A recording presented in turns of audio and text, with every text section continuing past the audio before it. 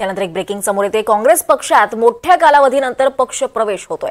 राष्ट्रवादी काँग्रेसचे माजी आमदार बाबाजानी दुर्राणी काँग्रेस पक्षात प्रवेश करतायत। आताची महत्त्वाची राजकीय अपडेट आपण पाहतोय। काँग्रेस पक्षात मोठ्या कालावधीनंतर पक्ष प्रवेश होत आहे आणि यात राष्ट्रवादी काँग्रेसचे माजी आमदार बाबाजानी दुर्राणी हे काँग्रेस पक्षात पक्ष प्रवेश करतायत।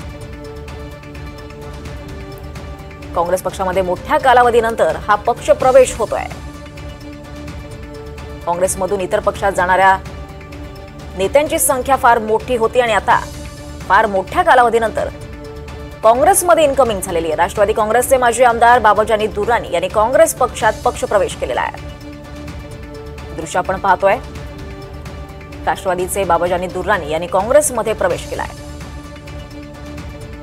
गेल्या काही दिवसात काँग्रेसला उतरती कळा लागली होती आणि आता पक्ष प्रवेश होत असल्याचं दिसतं। अधिक माहिती घेऊयात जुई जाधव यांच्याकडून। जुई, काय अधिक माहिती आहे?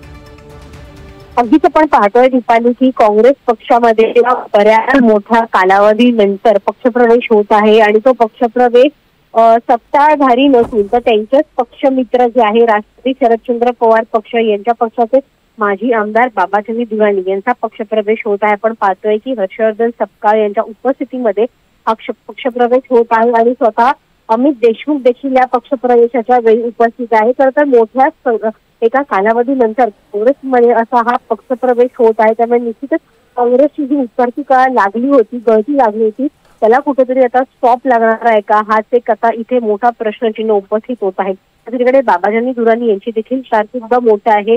ते विधानसभेचे आमदार राहिले आहेत राष्ट्रवादीचे आणि त्यानंतर खरंतर या विधानसभेला त्यांचा पराभव झाला होता।